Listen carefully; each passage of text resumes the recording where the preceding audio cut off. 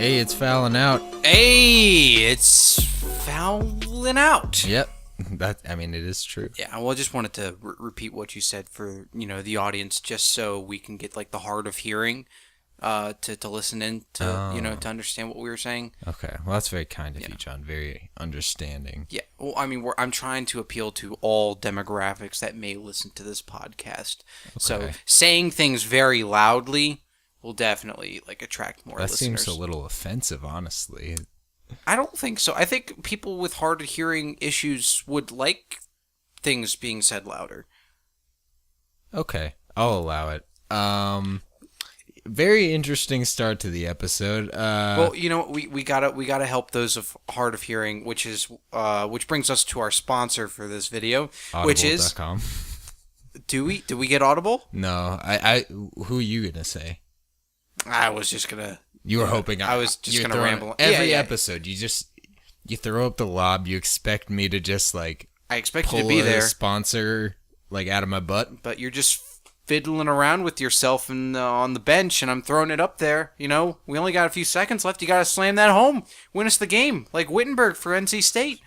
We still don't have a sponsor. I'm sorry. You're throwing me a lob with no ball. It's fine.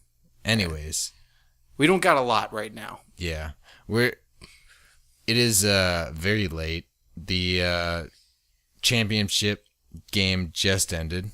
What championship game, Raymond? The college basketball championship game.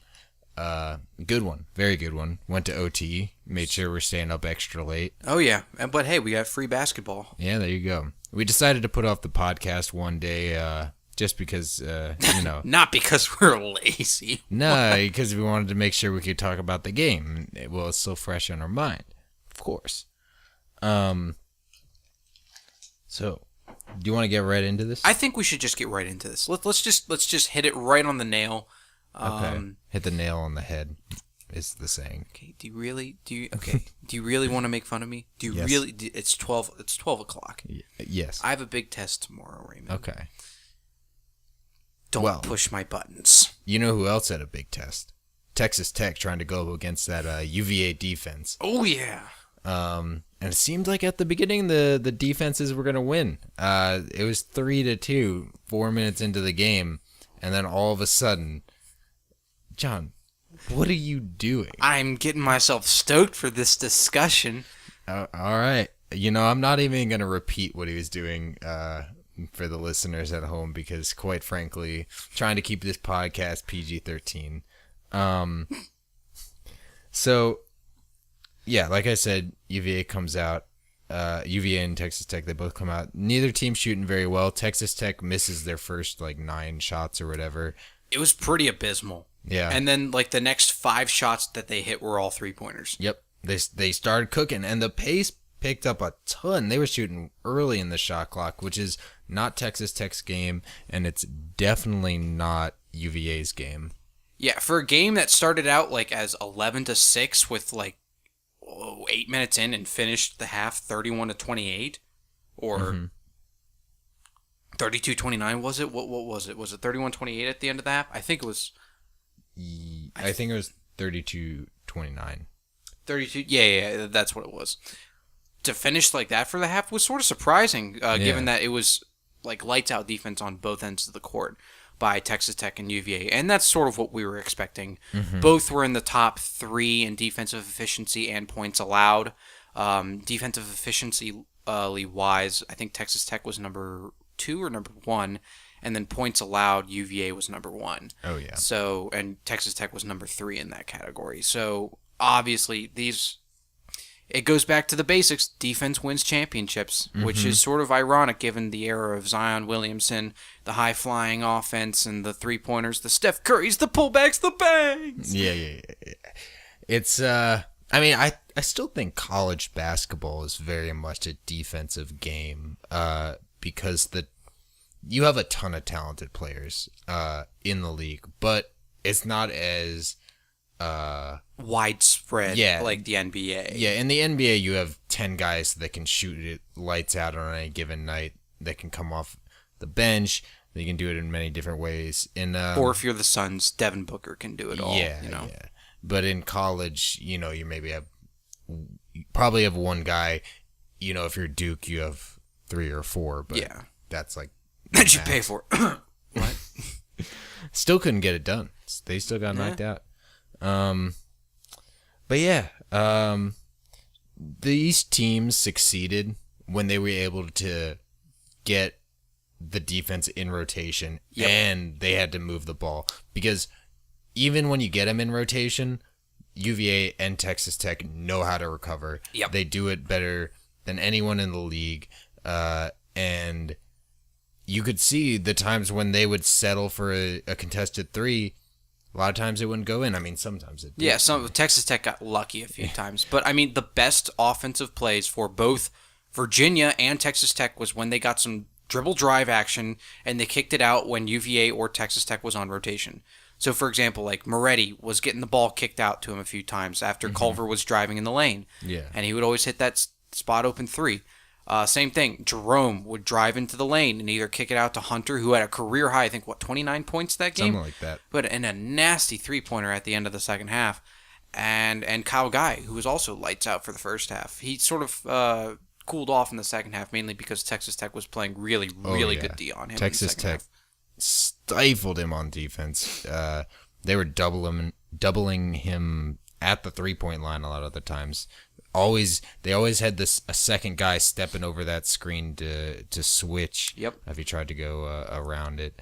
If you look where UVA and Texas Tech started a lot of their offensive possessions, it was 5 to 6 feet beyond the 3-point line. Yeah. Which means that the defense was high-paced all game. And it's hard to get guys, especially in college, to play that way. Just have that defensive intensity throughout the entire 40, and in this case, 45 minutes. Yeah. Incredible performance by both teams. I think even though Texas Tech came out on the losing end, they played well. They gave UVA a run for their money. UVA is a tough team, man. Yeah, they're tough, mentally sound, high IQ basketball. That's the term that gets thrown out with them. They're a very well-coached team. Some stats to point out. So Culver is Texas Tech's guy that's probably going to go pro right now. Yeah. He didn't really have a good night. Only 5 of 22 from the field. He took 22 shots. 0 of 6 from 3. He did have 9 rebounds and 6 assists and did finish with 15 points, but that's not the kind of performance you want from your star player if he takes 22 shots. Very low efficiency. He was 0 of 6 in the first half. He hit some tough shots down the stretch that really got Texas Tech back in the game. He got to the line a few times as well. But couldn't really find it. And that's what UVA does. They take away your best option, and I think, it's hard to argue that Culver isn't their best option. So that's what they're gonna do. And they had other guys step up. A lot of guys off the bench played very well. Francis did a very good job for Texas Tech, finishing with 17 points and 4 rebounds. He had a few crucial threes there as well. The guy from Italy, the Italian guy. From Bologna. It's pronounced Bologna. Bologna. Raymond, you're an English major. Learn your phonics from different countries. Yeah. Whatever. But anyway, he had a good night. 5 of 10, 3 of 6 from 3, 15 points, 2 rebounds. He had a pretty good night. He did have a costly turnover towards the end of the overtime period, or was it the second half? I think it was the end of the overtime. Oh, yeah, overtime period. There's a minute left in overtime. And that turnover in real time and on the first replay, I was like, that's clearly Texas Tech's ball because Hunter slapped it out of his hand. And I think, 9 times out of 10, when a ball gets slapped out of the hand of another player, they just call it for whoever had the ball originally. Yeah, if there were like 3 minutes left in that game, that wouldn't have gone to review, and it would have just been Texas Tech's ball. No one would have questioned it but either. We got to look at it with a fine magnifying glass. Oh. I mean, they did get the call right. After watching a couple replays and they stitched a few shots together, it's like, okay, yeah, it definitely did touch his fingertip. But it's just one of those things, it's like... Wow. UVA gets everything. Yeah, they got lucky. They got lucky again. I mean, not to take away from what they did. They played a very good overtime period, and they hit some crucial shots down the stretch. Yes. But this whole tournament, they've had calls that are correct. I'm not saying they got away with anything, really. Other than that double dribble against Auburn. I mean, the foul call, yes, it was a foul. Mm-hmm. Although, swallowing your whistle, but...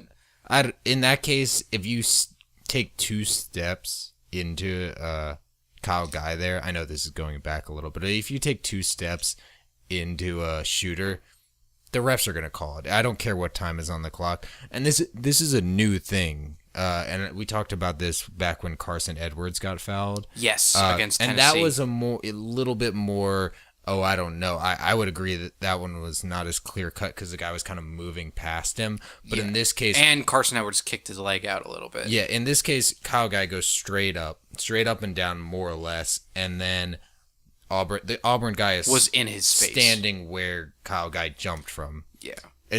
It puts the ref in a tough position. Yeah, and I think I didn't like that call mainly because of the way that Kyle Guy flopped after it. Like, I mean, he did try and sell That's it. what they're told to I do. hate it when guys try and sell stuff. Everyone does it, though. So. It just reminds me of soccer, which is a totally stupid sport because we're Americans. Yeah, you're an American. Well, you're also an American, and you should believe that soccer. Soccer's dumb. Okay. Soccer's dumb. You're right. You've convinced me. See, look at that. We're only 12 minutes in, and I've already convinced you. Yeah. The entire sport, one of the oldest sports in the world. Yeah. Most popular sport in the world. It's just dumb. It's just kicking a ball. You can't use your hands. Yeah. I have 2 of those. I need them. Yeah. Well, do you? Well, in basketball, you can't use your feet. Kickball violation. So. No, but you run with your feet. Yeah. Okay. But you can't touch the ball with your feet. Oh. You run with your hands, too. In soccer, you got to, pump them to left and right. Because if you just ran with your arm straight to your side, that would be pretty tough. Yeah, but, I mean, you can still run, though. Like, you just move your legs and stuff, and you just keep going. You just keep going. I mean, there's people with no arms that play soccer. Is there? Yeah. That would be incredible. I don't actually know if that's true, but I would not be surprised.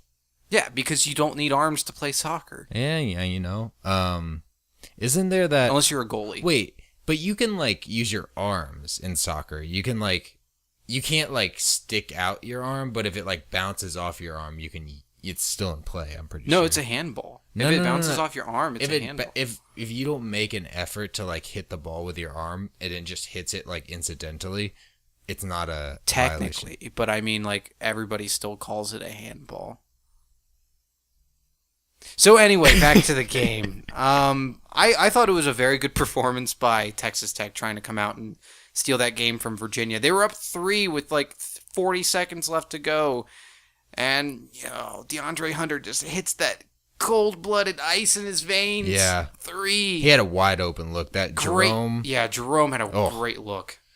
He cut to the rim and set Hunter up with a textbook 3-point shot from the corner. If I'm Texas Tech, I don't know why I converged 2 or 3 guys on Jerome there. That's dangerous. Yeah, so Jerome got by his man, and so you have to bring someone over because you can't just give up a wide open layup. That's just bad defense. At least with a 3-point shot, they have a chance to a significantly higher chance to miss it. But there was a miscommunication. 2 guys came over instead of 1, so that pretty much you can't bring 2 guys in. There's just no rotation to be had at that point because the closest guy is at the top of the key now, and it's you can't really rotate that quickly. But yeah, great play. And as soon as he shot it, I was like, oh my God, that's going in. Yeah, I mean, it looked really, really good. I mean, he was pretty wide open, and I mean, if I'm Texas Tech and I'm the defender, who was the defender that left him? Was it Odiase? Sure. It was somebody, but that would sort of terrify me for years to come a little bit. Mm-hmm. But overall, I mean, we never really thought Texas Tech was going to win that game after the first half, based off the way they were playing. UVA is a very good second half team, but Texas Tech showed a lot of heart. And they had a couple runs there to keep them in the game. Mooney led that, and What's the Italian guy's name? Moretti. Yeah, that guy. He had some tough buckets. He had nice, like, cold-blooded 3 towards the end of the game as well. Yeah, so out of Virginia's 85 points, let me do some quick maths here in my head. All right. UVA's best 3 players, Kyle Guy, DeAndre Hunter, and Ty Jerome, scored 67 of those 85 points. 67 of those 85 points. That's a percentage. That's, I think, 75% of their team's points? Around that. I would say so. I don't know. Sue me. I don't know how to do math. Yeah. No, I mean, that seems about right. Okay, cool. I just threw a number out there. It's probably a little bit more, honestly, because 18. So that's like 18 points left. Out of 85. Yeah, I don't know. Let's like just say 75. 80%? You want to do 80? Let's do 80%. All right, cool. All right, there you go. 80% of the points were scored by best 3 players. And only 6 bench points for UVA, which... That seems pretty typical. I mean, who do they have coming off the bench? Salt and Huff and Brandon Key. Key had a few good plays and stuff. Does Clark start? Clark starts. Oh, okay. But none of those guys are scorers. Jack Salt's trash. Yeah, he's pretty bad. Huff's pretty good, but he just had an off night. I mean, good lord. All that Salt does is set screens. And I thought the Plumlee brothers were just completely used for their height. Jack Salt's just completely used for, like, the build of a man he is. Yeah. He's just used to stand there. A body to throw out on the court. Yeah. It's... Ugh. He doesn't do much. Like, whenever he gets nothing. the ball, it's just like, what are you doing? Remember he had that wide open look in the game? Yeah, and he, like, somehow messed it up. He was 2 feet away from the basket and couldn't finish. Yeah. And like how? How do you not score? How do you not at least get to the line? Yeah, he like the worst thing, he had the ball stolen from him. And like he had an open shot. But you know what? Hats off to UVA. They did a good job. Tony Bennett, the singer, coming at him with, a great game plan. Keep saying he's a singer. He's not a singer. He's a singer. Thinking of someone else. He is a singer. Look him up. Look him up on Spotify. I know who Tony Bennett is. Well, it's then you'll know that he's a singer. Okay. What's your name? My name. Oh, my name. My name is a very ordinary name. You have a very ordinary name. Yeah. My name is Charles. It's not your name, and you seem really proud of that. Well, yeah. And my last name is Cruz. Dude. You can't just steal jokes wholesale. Well, hey, I'm not stealing it. That joke was brought to you by College Humor's Jake and Amir. The episode called The Milkman, Part 1. Part 1. It's a great show. It is a great show. Yeah. What was I saying? But my name is Fanta Stick. No. All right. You know what? I'm moving on. You understand the concept of 2 people having different names, right? Yeah. No. Well, because why would somebody... You just said yeah, and then you said no. What are you talking about? Okay, Raymond, the thing is, like, okay, when you go to the DMV and you get your driver's license, yeah, you have your name. Yeah. Yeah, Raymond Hall. Yeah. Like, when you're born, uh-huh, you get your name, and that's your name. Nobody else has your name. There's no other John Harshes. There's no other Raymond Joseph Hall III's out there. Well, I've never met another Raymond Joseph Hall III, so maybe you're right. And I've never met another John David Harsh. Like, so, I mean, I don't know. There's a weird controversy going on with, the Gus Johnson and stuff. Oh, yeah, Bus Jackson? Yeah, there's a guy named Bus Jackson now. Yeah, because they played horse. Yeah. And one of them lost and had to legally change the name to Bus Jackson. Yeah. What are we talking about? We're talking about how, Tony Bennett. Yeah.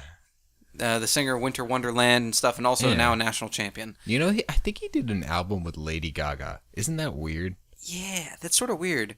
I mean, maybe I'm confusing it with another, like, old, like, crooner. But I think he did an album with Lady Gaga. I'd have to check. Maybe Yeah. Mel Torme, or I don't know. One of these guys that I listen to during Christmas time. Mm-hmm. Sleigh bells ring. Are you listening? In the lane. I forget the rest. Snow is glistening. Yeah. Walking in a winter wonderland. And now he's walking in some national titles. Yeah, there you go. Unfortunately, it's UVA national title, which blows for us Hokies. But yeah, but you got to give respect. Yeah. I respect what Tony Bennett. I mean, I love the way they play basketball. Such a renaissance man. Yeah, truly. Coach, singer, lover. Is he? Oh, yeah. I don't know. And he's also turned back time, too, because he looks way younger than what he used to look like. Wow. Boy, if people don't understand anything of what we've said for the past 20 minutes, I don't blame them at all. Yeah, it's currently 12:26, well past my bedtime, as I've said many times before on the podcast. Yeah, we always go to bed before noon. Yeah.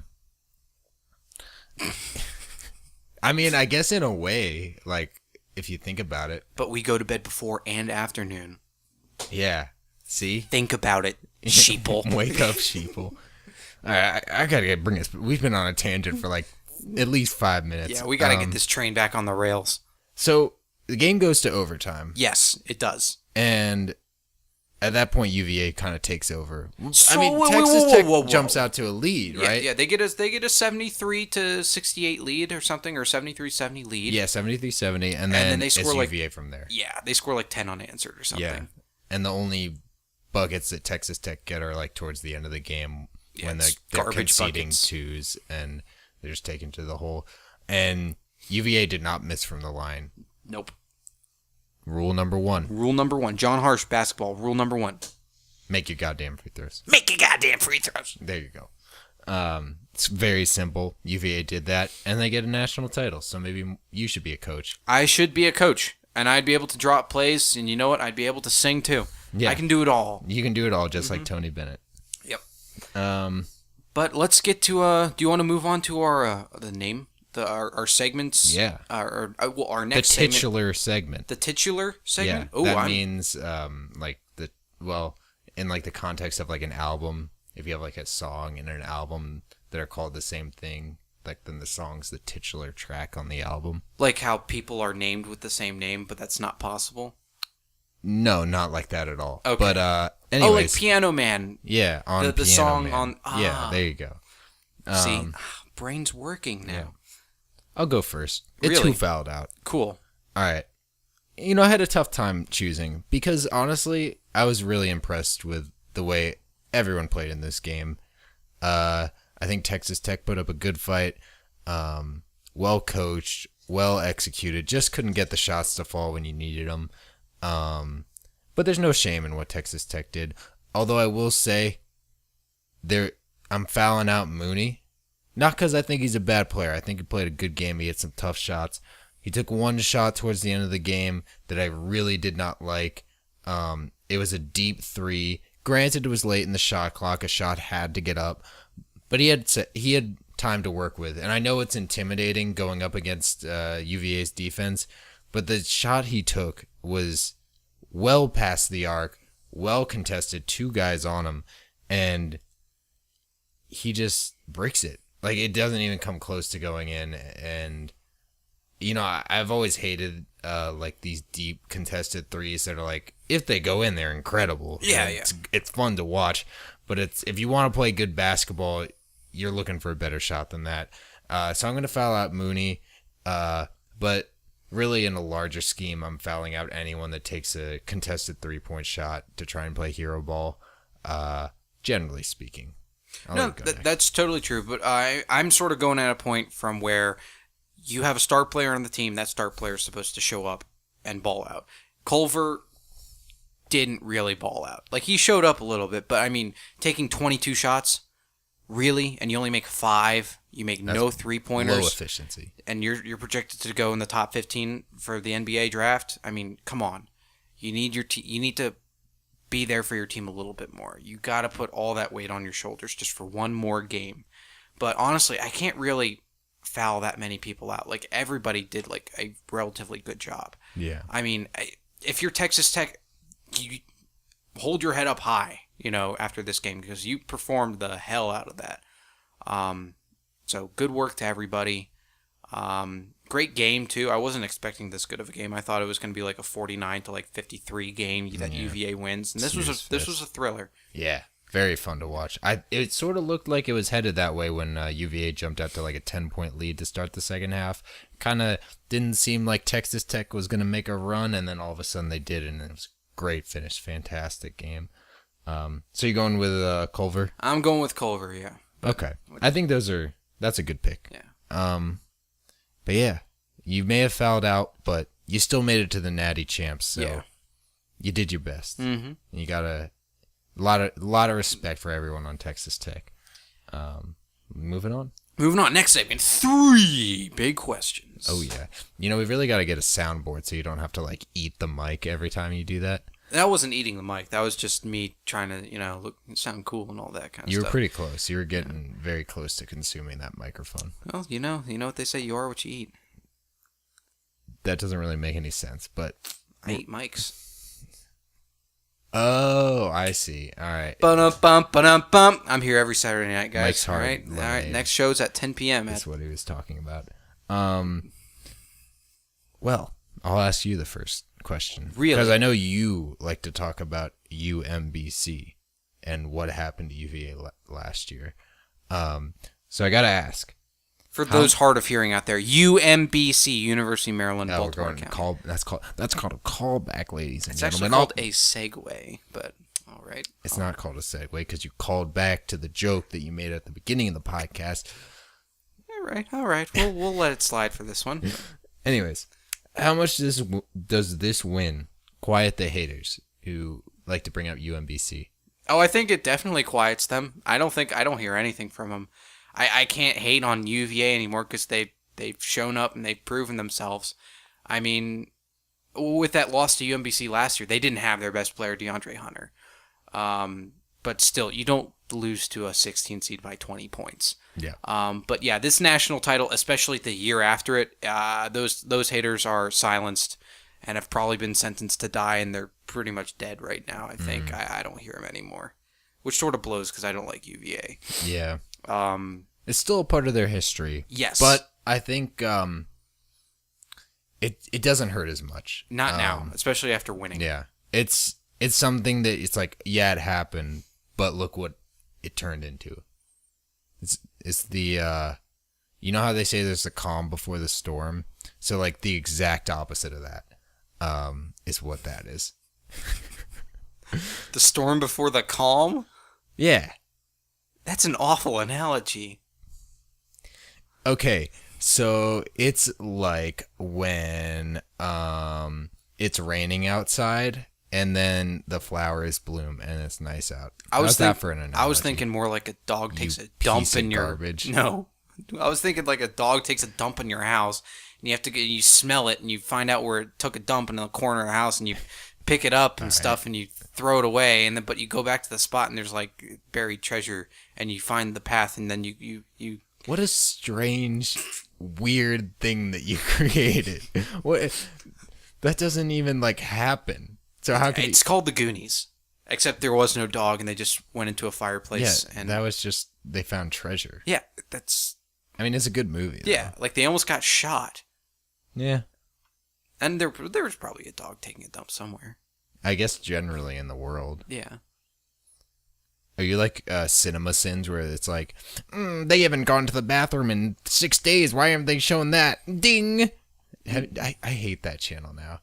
Yeah, that was big back in 2014, but now it's not. I like Red Letter Media, those guys. Yeah. They're pretty funny. Why don't you give me a question? Like what? Oh, yes. Okay. So. Remember what segment it is. Yes, I do remember. So.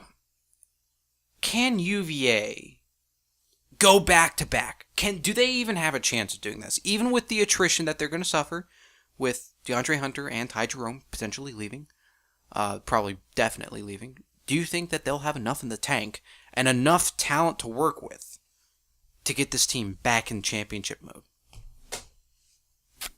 I think with Tony Bennett, anything is possible. The way he runs his system is if you give them enough talent, enough offensive talent just to get by, they can win games and they can win big games. So I think yes, I think they certainly have a chance. It's going to be tough. It's not. going back to back in today's college basketball scene is incredibly tough. You don't see. I remember Al Horford when he was with Arizona State, I want to say. They won the national championship. Clearly, he had the talent to go pro at that point. Or Arizona. Arizona. Yeah, Arizona. Instead, he decides, I'm going to come back, play for another year, try and win it all again. You don't see guys like that in the league, and I understand why. You want to go get your contract, make some money. You don't want to risk injuries. There's no reason. So in today's league, I think it's exceptionally hard to do that. But when you have a program like UVA, you're giving yourself a shot, but it's going to be with different guys. So it's kind of hard to predict, but they'll be up there. You didn't answer my question. Can they win it all next year? Yes, I said they. Okay, fine. Jesus I did Christ. answer. You were just sort of like dancing around the. I'll give you. God forbid I give any insight in this podcast. Might as well just do it. I have yes or no questions, and that's it. Yes. Was that the answer? Good job. Oh, awesome. Let's go. All right.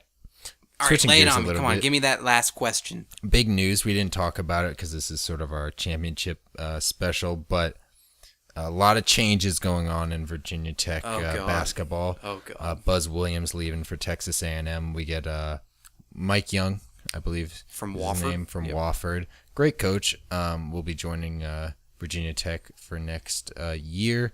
A lot of guys leaving. Beatty announced that he's going to be transferring. We don't know. Obviously all the seniors are going to be leaving. Blackshear we're unsure of. Walker likely to declare. Walker for the has draft. declared. Oh, he has declared. He just came out today and declared. Okay, so we know he will be gone. So a lot of changes. How do you think they'll fare? Do you think they will be? Obviously, it's going to be tough to be top contender in the ACC, but where do you see them falling? I see us potentially falling into like 10th or 11th place in the ACC, or maybe even worse, back to like pre-Buzz levels. Because we're not only are we losing a lot of the seniors that Buzz got, we are losing like a lot of guys and a lot of potential guys that may want to come here. Because Mike Young is not the best recruiter. Yes, he proved that he could win, but I mean, I don't think that talent could compete with a lot of the ACC teams that we play every single week. Yeah. And with Blackshear up in the balance and Landers Nolly potentially too, we've also lost our star incoming freshman Anthony Harris. So Jonathan Kabongo is going to be our starting point guard next year. We're gonna have to go to our red shirts from this season as well. I don't see us competing at a very high level, and especially in a year when the ACC may be pretty weak because Duke doesn't have that great of a recruiting class. UVA's okay. Louisville's has a great recruiting class, but I mean Louisville's sort of not really that great. So in a year where we could sort of like exploit weaknesses in the ACC, I think we're gonna get pummeled this season. We may, because we have a tough tournament or non-conference tournament at the Maui Gym Maui, where we're going to be playing UCLA, Michigan State. I think Kansas is also up on that list or some. Like there are a lot of good teams going to that tournament, wow, yeah. And I think we're just going to get outclassed. Because Mike Young has never coached in like a big conference where he plays quality teams every week, day in, day out. And he's also going to have to prove that he can recruit too. Because I mean, I don't know if we can succeed with guys like Storm Murphy and Fletcher McGee, and I don't know if he could recruit those guys to come here.